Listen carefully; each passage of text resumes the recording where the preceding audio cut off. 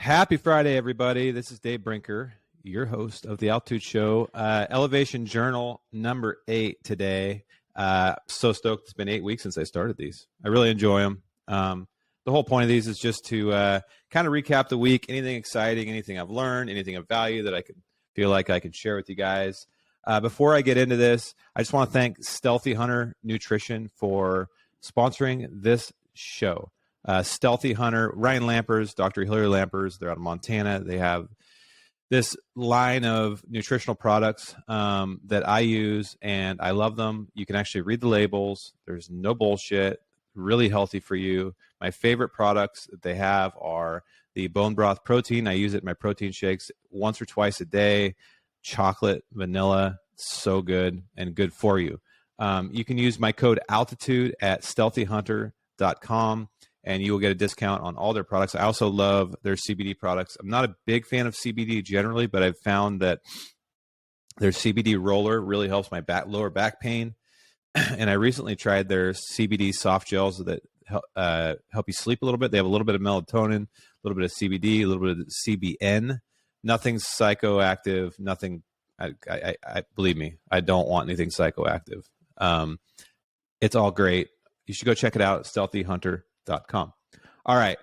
Last thing that I want to talk about before we dive in here is you still have time to enter the giveaway, the 50th episode celebration giveaway that I put out last week.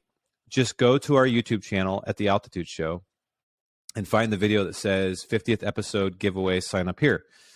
Yeti Coolers is donating a cooler, for example. Peaks Equipment is donating trekking poles, gaiters, headlamps. Rocky Mountain Elk Foundation just sent me a big box of stuff. Stealthy Nutrition is donating. Loophole is donating a rangefinder. Mountain Tough is donating 1-year memberships. Go Hunt, Outdoor Class. There's a lot of partners from the industry that are supporting this, and I appreciate it. It's really exciting. All you have to do is subscribe for our YouTube channel, and comment on that video, 50th episode giveaway on the YouTube channel. I pinned it right on top of the channel. You can't miss it. Make sure you do that today. Our YouTube channel is growing like crazy because I post tons of clips. I think it's only been up for 8 months. We have 245 videos on there. Bunch of really short clips from the podcasts, medium-sized clips from the podcast, and full podcasts. We film everything that we can. There's only been a few episodes that have been audio only, and I've found that people really enjoy watching the conversations. So go check that out. Sign up. You have until March 21st, I think, to sign up, which isn't super long since today I'm recording this on March 17th. So basically you have 4 days left. But go do it while you can. I'm going to choose a winner for each brand, basically. And in some cases for each product, because like Rocky Mountain Elk Foundation sent me a box of like 5 things. So let's get on that, folks. Don't delay. All right, let's dive in. So Larry D. Jones was on my podcast this week, and I actually recorded it a while ago. I've been sitting on it for a while. For those that don't know who Larry D. Jones is a famous bow hunter. He's one of the pioneers of modern day bow hunting. He's in the Hall of Fame, and he was most prominent in the 90s and early 2000s, even the 80s. He was one of the ones that actually first started filming hunts and putting them out commercially. Most famously, a couple videos called Elk Fever. I had him on VHS when I was a kid. Legendary, absolutely legendary films. Larry has been an idol of mine since I was a kid. Like I said, I used to watch Elk Fever. I don't even know how many times. I probably watched it 100 times when I was a kid, and I tried to emulate Larry and Dwight Schrute, who were in those films. Larry's a fellow Oregonian, which also kind of made it cool. I got to meet him a bunch of times when I was a kid, and I've become friends with him now. And then something really cool happened when I was at Sitka Gear. I got to actually have Larry in a film that I produced called The Linguists, which was about the origins of elk calling and elk hunting. I got to work with Will Primos and Larry D. Jones and Wayne Carlton, and Corey Jacobson was the main star of the film. What was even cooler about that is I got to go on a hunt with Larry that year we were filming it, and I'm going to talk about that a little bit later. But Larry is one of the most down-to-earth, honest, inspirational people I've ever met. I consider him a friend and a mentor, and I highly recommend you listen to the conversation. He was a little nervous when we started. He'd never really done a podcast before, so he didn't know what to expect. But I thought the conversation went really well, and Larry's a legend, so it doesn't even matter. The first thing I want to say about him is he's a trailblazer. So like I said, him and his team were carrying around 40, 50-pound cameras in the 80s in the backcountry of Oregon filming elk fever. They were even using llamas back when llamas weren't cool. Now everybody's using llamas, but they were using llamas. And they actually got kill shots on film with these huge cameras with very little battery power, filming onto whatever, big tapes. And this is when elk calling wasn't a thing. Really, people didn't really start elk calling until Larry and a few other people started talking about it in the 80s. Now I'm sure the Native Americans probably figured it out. You could do it, but in terms of just modern day culture, these guys were the founders of that whole way of life, and elk hunting. And so from filming to calling to, he was one of the trailblazers and doing seminars and sharing information. But I look up to him because of this, and all of us, anybody who hunts, should know that we're riding on the backs of people like Larry, who through trial and error, I mean, his first bugle was like this copper tube that he used to bugle through. If you watch The Linguist, he shows it. He had to figure this stuff out. We're lucky. We can go into Cabela's and, buy a whatever type of call and go out and blow it pretty easily and probably get an answer if you're in a good area. Larry had to figure out how to do that. A lot of them at the time were using their mouth. They didn't have reeds. They had to create those. So anyways, I respect the fact that he's a trailblazer, and I think we all owe some respect from that perspective. The other thing that I admire about Larry is his integrity. The hunting industry, you don't last if you don't have high integrity. You will build yourself an island, and eventually I wouldn't call it cancel culture, but it's such a small industry that you just can't treat people badly, and you can't be a douchebag and last long. That's just the reality.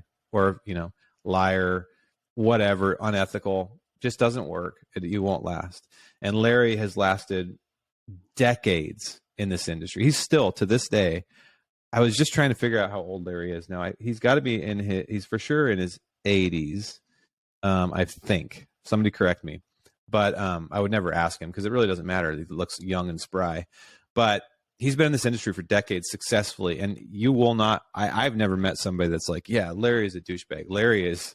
Everybody loves Larry and respects Larry. So I think that is admirable to go that long and with such a great reputation.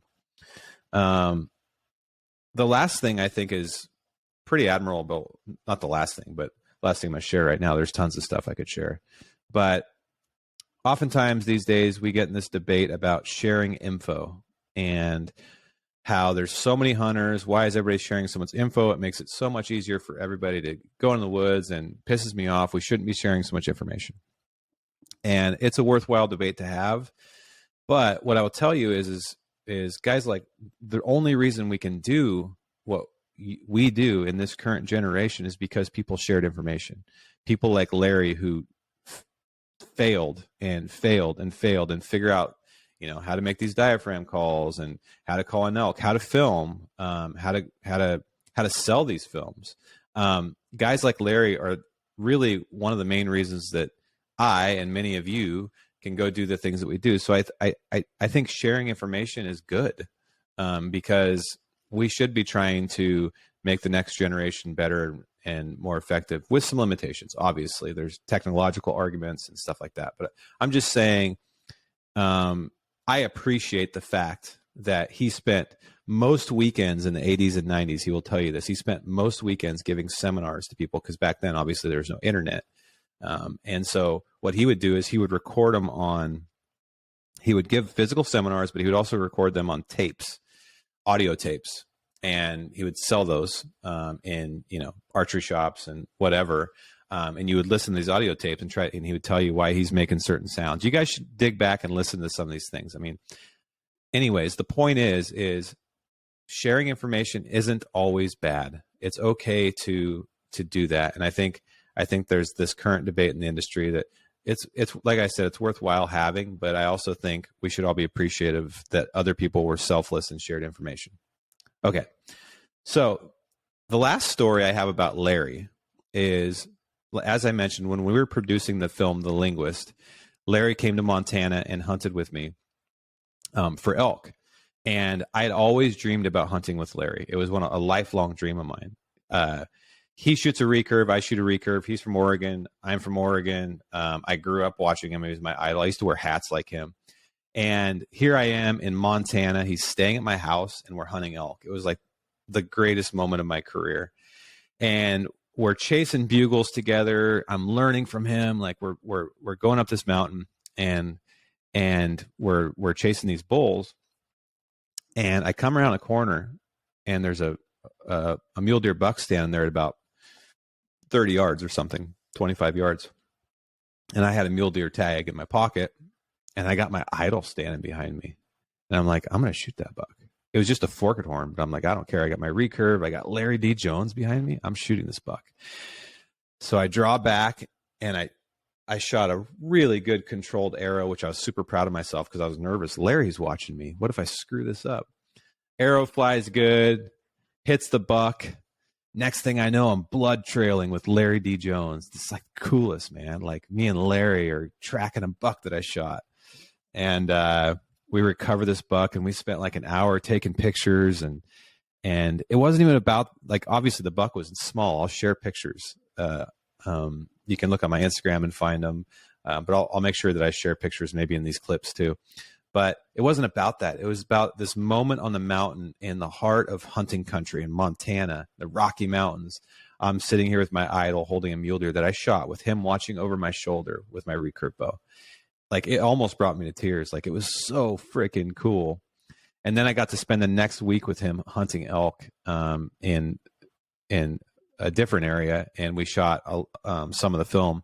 And he actually, that week, he had to be shooting with a mouth tab, which I'll also show on here. He had some shoulder issues. He had to put a little tab in his mouth that was hooked to the string and pull it back with his mouth. And he was shooting a clicker, so he'd have to pull through that clicker with his mouth and let it go. And he got a shot on a wallow at like a 350 bull, on film. At like 25 yards, and he just misjudged the distance, and he's shooting a freaking mouth tab, and he shot under it. But it was a legendary week, one that I will never forget. I don't care how small that buck was. The memory was huge, and I will never forget it. And I hope I get to hunt with him again. So go check out that interview. It's out everywhere that there's podcasts, and it's on our YouTube channel. And go study Larry, because what he did for our industry was admirable. He's also, I forgot to mention, he also has and I'm struggling to find the book itself, but he wrote a book on high country mule deer hunting a long time ago that everybody should check out before it was cool. So I could talk for hours about that. All right. So I'm reading a book right now. This brings it full circle. So going around Montana with Larry, at that time, this was 2016. So this was 7 years ago. He was in his 70s, but I could barely keep up with him. He did not want to go back to camp and take a nap. He hunt all day, and he was getting around just as good or better than I was when I was in my late 30s. So I was like, dude, how do you do this? Right? Fast forward to this week, which, ironically, I'm reading a book that's called Young Forever by a guy named Mark Hyman, who's a doctor. And it's all about longevity and aging and things that we can do to live a longer, more fruitful life. It's not about plastic surgery or anything stupid either. It's a really, really, I'm just a little ways into it, but I listened to a podcast he did with Megyn Kelly, and I thought it sounded pretty interesting. But the point is as I get older, I'm 42, and I look at guys like Larry, I'm like, I want to do that. I want to be chasing bulls in the Rocky Mountains at 9,000 feet in my 70s and be competing with a 30-year-old, because that is freaking cool and healthy, and have my mind and my family intact, my community. Like that's a worthwhile goal, right? And so this book, Young Forever, he talks a lot about how as a culture we treat symptoms but not root causes. And by doing that, you're overlooking what actually will give you longevity. There are cases where we do need to treat symptoms, obviously, with late stage cancer and whatever else. But his point is there are things that you and I can do right now. We can't stop our chronological age from growing every second, but we can slow down our biological age. And those are two different things. And there's actually ways these days they can measure biological age. His chronological age, I think, is 63, but his biological age is like 43. And so he talks a lot about a few things. One, diet. Two, exercise. Three, community. And four, purpose are the main things I've taken so far. I'm not through the book yet, but having like and everybody's different, but having a healthy diet that works for your body, so everything's balanced out, moving your body, exercising, making sure that your community's intact, you're not overly stressed out, your marriage, your whatever, your friendships aren't toxic, and that you're serving a purpose beyond material bullshit that we all spend our lives on. Point being, there's a lot we can do right now in our lives that up our odds for having a longer, healthier life. And our culture is full of booze and sugar and laziness, sedentary, sour bullshit friends, social media trolls, chasing empty things like bigger trucks and bigger houses. And we're all guilty of it, including me. But what can we do to be like Larry? If you want that, you may not. I do. I want to be chasing elk when I'm in my 70s and 80s, 90s. I don't care. Maybe they got to roll me out to a tree stand. I don't care. That's, to me, a real worthwhile dream. So I think I'm looking forward to finishing this book. And I have been working really hard on my health lately. I'm tracking almost everything right now obsessively, just because I'm really interested in it. I'm tracking protein. I'm tracking my diet. I'm tracking my sleep. I'm tracking my heart. I'm tracking everything that I have an appointment next week with Dr. Hillier Lampers out in Montana, and we're going to do some blood work. I'll probably go over it on the show. I want to get around like Larry when I'm older. So I'm taking the time now to figure out how I can up my odds. Sure, I could get hit by a bus tomorrow. Sure, I could be diagnosed with cancer tomorrow. That can happen to all of us. But we can up our odds for living a longer, happier, more purposeful, meaningful life. So eat good food, move your body, serve your community, and love your friends, the good ones. Get rid of the bad ones. And yeah, seems like that's a lot of it so far based on what I'm reading. Definitely oversimplifying it, but all right, guys, I'm going to head into my weekend, and I appreciate you guys following along with these journals. Go check out the Larry D. Jones podcast. Go check out Stealthy Hunter Nutrition. Go check out the giveaway. Thank you so much for everything. Subscribe to our YouTube channel. Follow me on Instagram. And have a great weekend. I hope you found value in some of those things. Cheers. Talk to you next week.